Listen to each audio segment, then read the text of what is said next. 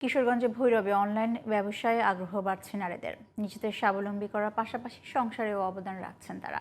Online ব্যবসাকে এগিয়ে নিতে সরকারি পৃষ্ঠপোষকতা চান নারী উদ্যোক্তারা। ভৈরব প্রতিনিধি এম এ হালিমের রিপোর্ট, জানাচ্ছেন মাহিমা হোসেন।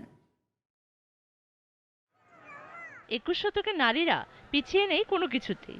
সে সম্ভাবনাময় পথে এগোচ্ছেন ভৈরবের নারী উদ্যোক্তারা।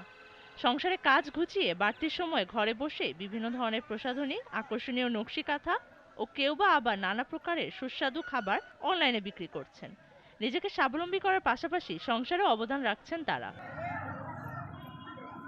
নারী উদ্যোক্তাদের স্বাবলম্বী করার জন্য দুর্জয় উদ্যোক্তা ফোরাম নামক স্বেচ্ছাসেবী সংগঠন মেঘনা নদীর পাড়ে মেলার আয়োজন করেছে। প্রতিনিয়ত আমি বিভিন্ন মেলাতে অ্যাটেন্ড করছি, বিভিন্ন সরকারি এবং বেসরকারি উদ্যোগে। অফলাইনে এখন ভালো পরিমাণে সাড়া পাইতেছি। প্রশাসনের সহায়তায় আয়োজিত এই মেলাকে আরো দীর্ঘস্থায়ী করার পরিকল্পনা রয়েছে বলে জানান দুর্জয় উদ্যোক্তা মেলার আয়োজক আজিজুল হক কাকুন। এই মেলা সামনে আরো দীর্ঘ সময় এবং আরো পরিবেশ গুছিয়ে সুন্দর পরিবেশে এই মেলা চলমান থাকবে। প্রশাসনের পক্ষ থেকে নারী উদ্যোক্তাদের জাতীয় মহিলা সংস্থা সহ সরকারি বিভিন্ন দপ্তর থেকে প্রশিক্ষণ ও ঋণ প্রদানের ব্যবস্থা করা হয়েছে বলে জানান ভৈরব উপজেলা নির্বাহী কর্মকর্তা। প্রশাসনের পক্ষ থেকে তাদের প্রশিক্ষণ প্রদানের মাধ্যমে আমরা নতুন উদ্যোক্তা তৈরির জন্য জাতীয় মহিলা সংস্থা সহ আমাদের যে সরকারি অন্যান্য সংশ্লিষ্ট দপ্তর আছে সেখানে নিয়মিত প্রশিক্ষণের আয়োজন করা হয়।